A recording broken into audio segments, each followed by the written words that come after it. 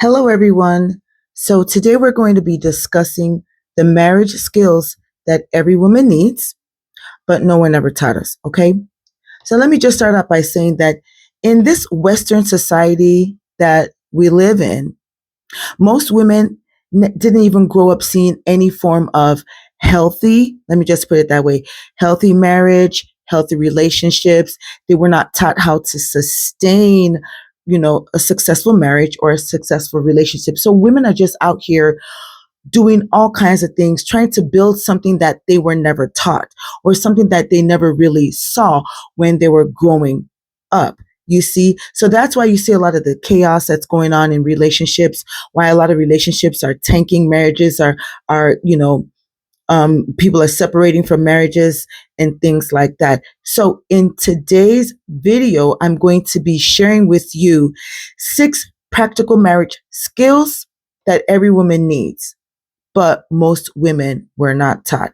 And these practical skills, I'm just sharing 6, doesn't mean that it's only these 6. There are many practical skills out there to help you sustain your marriage. But I'm only going to be sharing 6. And these are the 6 main ones that my mother shared with me when I was a little girl growing up. Even, I didn't know anything about marriage or wasn't even thinking about marriage then because I was a little girl. But I'm going to be sharing them with you because that's what I do on this channel.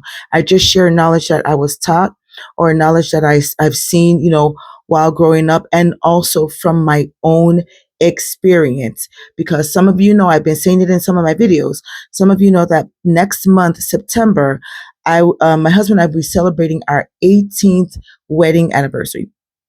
So let's jump right into it. The very first practical marriage skills that I want to share with you is communication. Honestly, a lot of people talk about communication, but here today I'm talking about communication that connects you. And this video is mainly for the ladies that are interested in having a healthy and successful marriage and relationship. So if this does not describe you as a woman, please, now is the time to click out because you might hurt yourself from the things that I'm going to be saying in this video. So serve yourself something good right now and just keep scrolling. Get off my video, okay? If you know that you're not interested in any type of heterosexual relationship that will bring success to you and the man. Okay, so we're talking about communication that connects you and your husband or the man that you are actually in a committed relationship. That's what we're talking about. Okay. So, first of all, you have to listen. I know that a lot of women, it's not necessarily in our nature to just be quiet and listen. That is a skill that we have to learn. And how do you learn to sit still and listen for a minute? How do you learn that? You learn it by practicing. Honestly, all the skills I'm going to give you today, it's all about putting them into practice. You're not just going to hear them from this video and just immediately catch on to it and just go out there and give it your best shot the first time. No, you're going to have to keep practicing it and keep practicing it until it becomes second nature and you can see the success that you're looking for in your marriage or in whatever committed relationship that you are with the man. Remember, on this channel, we're only about heterosexual relationships. If you're looking for something outside of that, you would have to respectfully go to other channels where they're talking about other things outside of heterosexual committed relationships. The main and the highest one being marriage. That's what I discuss on this channel. Okay. All the whole, let me just say this thing, ladies. I know that, we get very emotional um, a lot of times. That's mainly how we present ourselves.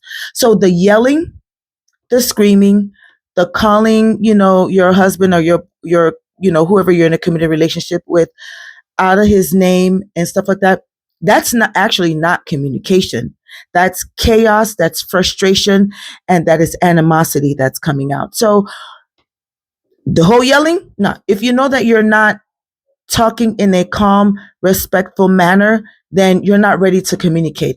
I would suggest that you go sit yourself down somewhere, woosah, get it together, and then come out and begin to communicate. Okay.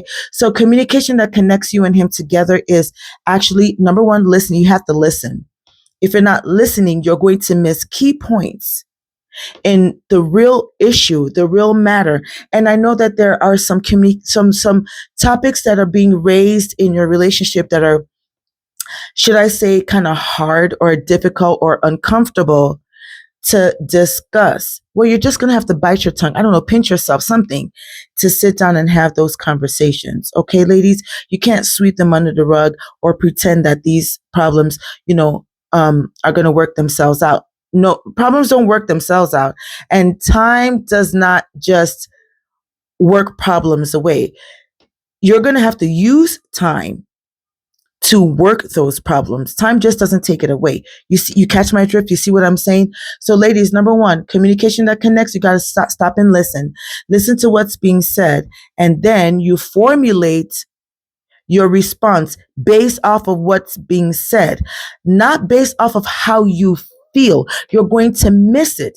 Each time you're trying to communicate from your feelings, you're going to miss it. You first of all have to communicate with your husband or your significant other that you're committed to. You have to first of all listen and then respond. When you're responding according to what's being said, when you're done with that, then you can present, I feel this way, I feel that way, because we cannot completely ignore feelings. Feelings, even though they're fleeting and they change depending on what's going on with you on the inside, they still count, but they don't count to the degree that logic counts. You see what I'm saying? So ladies, you can't build walls with the yelling, the hollering, the screaming, and the emotional disconnect. You can't do all of that. You will never be able to communicate effectively. Number two, well, we already talked about that. Emotional regulation. Ladies, you got to regulate your emotions though. You cannot run around here hollering, screaming, crying. And also, that whole crying thing that a lot of us women do, that won't get you much. It won't get you too far. It won't get you to the point where you're actually solving problems, because problems are going to arise in your relationship or in your marriage, whether you like it or not. Issues are going to come up. We're human beings and we live on planet Earth. Therefore, there's no escaping issues. And when I say issues, I'm not just referring to the big old gigantic issues that we have to sit down and have a whole family meeting and a congregation and whatever the case may be. I'm talking about even the little ones that you don't necessarily need to sit down and discuss, but it could be like a flyby type resolving. Those are issues too. But you know what? Those little issues that you can just nip in the bud along the way.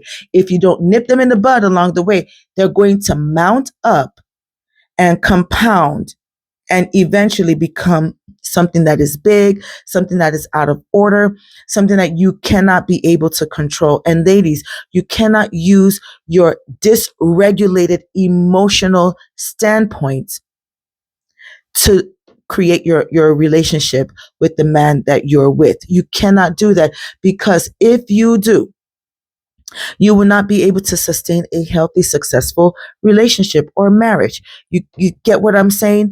So it's the bigger burden is on us women to regulate our emotions, not one time, but you're going to have to practice it, because we are more emotional than men are. So it behooves us to be the ones to regulate our emotions even more. Okay? You got to keep checking in on yourself, on your emotions, making sure that you are the one that's emotionally intelligent. And I'm not saying that men don't need to be emotionally intelligent. I'm just saying us women, we're the ones that need to be more emotionally intelligent, because we're usually presenting ourselves from our emotional standpoint. The third point I want to talk about is conflict. You can have conflict in your relationship without so much chaos. I briefly spoke about this earlier in the first 2 points. Having conflict does not need to be chaotic. Okay. Remember, I also said about if you are, if there are issues coming up in your relationship that are not necessarily big deals. They're not deal breakers. But if you don't address them as they appear and try to, break it down and see what's really going on, what's causing this thing, eventually, if you ignore it, for whatever reason you ignore it, eventually it will compound and it become a big issue and a big old mountain that you cannot climb and you cannot demolish. So ladies, it is possible for you to have conflict in your relationship, in your marriage, but don't be all chaotic with it. Okay, if you are going to just if you have some type of disagreement with in your marriage or in your committed relationship, definitely speak on it, but don't get all riled up and the whole house or wherever you live has to be in such chaos. Don't do that. You're messing your relationship up, and then you're making it to become toxic if you keep doing it that way. Okay. So the fourth point that I do want to make is this. You're going to have to serve in your relationship without losing yourself. And I think that this is, the biggest part where women have problems with. You keep hearing women saying, I gave my all and I didn't get anything in return. I gave my all and I'm exhausted and I can't give anymore. And this, that, and the other. Ladies, first of all, marriage is mutual giving. Okay. It's not silent suffering. If you're suffering in silence, then that's on you. It's not on the man you're with. It's on you. You're supposed to be able to learn how to speak your mind. And if conflict arises, then you're supposed to know how to handle that without your emotions just taking over and messing everything up. You see what I'm saying? So honestly, give in your marriage, serve in your relationship. Don't lose yourself. This thing, women always talking about self-care this, self-care that. Oh, this, that, and the other. Take care of yourself. Yes, you're supposed to. You're supposed to balance your service with your self-care. If you don't know how to do that, then ask. Ask women, and I'm not talking about your single friends now. I'm talking about married women who've been in the game longer than you have been. Ask them how they're balancing serving in their relationship and self-care, because you have to balance it. Otherwise, you're going to hear yourself one day wake up and say, I lost myself. I lost myself in my marriage. I gave and gave and gave and gave and gave, and nothing was given back to me. And I'm done with this marriage. And next thing you know, you wake up and you are in the divorce court. And if you know that you've got a good man and you don't want that to happen, listen to the words that are coming out of my mouth, pay attention and put them into practice. You have to be able to serve and to give in your relationship without losing yourself. Remember, you're not independent in your relationship. You are still an individual. So you do have to take care of your individual self so that you can present your best self in your marriage and in your committed relationship. The fifth point I want to talk about is you have to speak your husband's language. And what does that mean? I'm not so big on love languages, this, that, and the other. I mean, I read the book many years ago, but I'm not really big on that. But this I will say. What does it mean to speak your husband's language? It means that you're going to love your husband the way he wants to be loved, okay? Not the way you want to love him. Well, how do you know how your husband wants to be loved? That's why I said in the beginning, communication that connects you and your husband. You're going to have to communicate with him, learn him, understand him, read him the same way he's doing for you, because he's going to have to love you also the way that you want to be loved. It's going to have to work that way. Otherwise, both of you are going to be so chaotic towards one another and both of you are going to be frustrated. So you have to ask him, oh, what makes you feel more appreciated by me? Ask your husband that. What makes you feel more appreciated by me? And then see what he says. And then, think about it, ponder it, and begin to act on it. You will find that if you start putting that into practice, you and your husband, or you and the man that you're in a committed relationship with, are going to have better connection, better communication. These things take time. It's not you do it today and you see success today. No, it doesn't happen that way. You're not necessarily going to see success right away. But like with everything, though, it's just like, for instance, people that work out.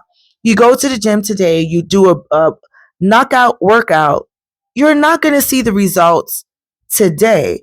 It's going to take some time putting in the effort consistently. You fall down, you get up, and you continue. You just don't give up. If you don't see the results right away with your marriage or your relationship getting better, you don't give up. You just double down and on. Keep on trying these things. Now, the sixth point that I do want to give you, and this is the last point, is fighting for unity, not control. Ladies, I get it. Ladies swear that they're equal to men now, right? Isn't that true? Ladies swear that they're equal to men now. Anything a man can do, you can do it better, this, that, and the third. But ladies, not in your relationship though. No, it's not going to work. If that's how you are at your place of work, you cannot be the same way in your relationship at home. No, you cannot. That's the place where this whole fighting to be in control will fail you. Your relationship will fail. Okay. It will crumble. And like I said, you end up splitting up or you end up in the divorce court. And that's something that you do not want to do. Submission. I get it. I get it, ladies. You can't stand that word because of whatever belief you have, whatever perception you have of the word submission. It's in the Bible, and last time I checked, no one has erased it from the Bible. No one ever can, or no one ever will erase submission from the Bible. And if you are not a Bible person, if you're not a Christian, that's okay. There is submission everywhere you go, no matter what relationship you're in. Parents to child relationships, somebody is submitting to somebody. Okay. Somebody's at the head and someone is below the head. It just happens that way. At your place of work, you are submitting to the boss. Okay. And if you are the top boss, guess what? You are submitting to a higher power over your head. That's what you're submitting to. So guess what? In every relationship, there is submission. Your husband is not submitting to you. You're submitting to his protection, his covering over you. That's what you're submitting to. Submission does not mean that you don't have a say. Your rights as a woman have been taken away and been given, hold on one second, sorry, to your husband. No, then you have submission all wrong. That's not what submission is in a relationship. It does not mean that your husband is dominant. Okay? That's not what it means. It means that we are unified in one goal. Unity is the goal. You and your husband are bringing different things into the relationship. The relationship is the table. Let me say that again, ladies. The relationship is the table. Okay? That's what the relationship is. Both of you are contributing to the relationship to make it work.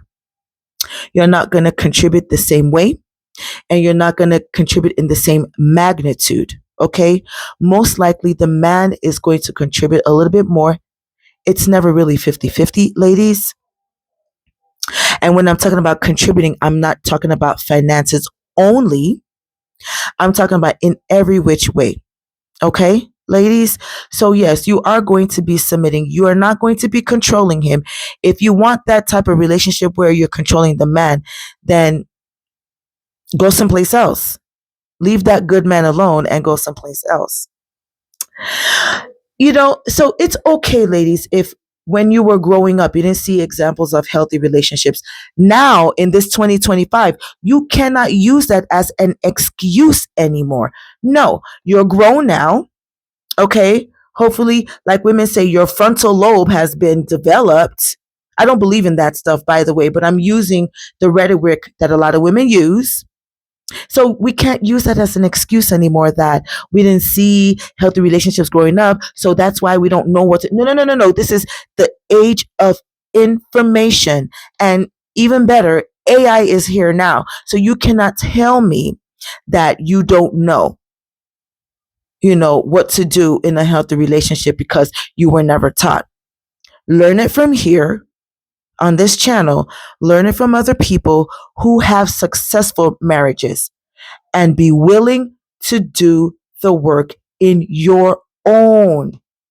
All right, ladies, please drop down in the comment section. Let's discuss this and subscribe to my channel if you haven't. I'm going to be putting out more valuable content, and I will see you in the next video.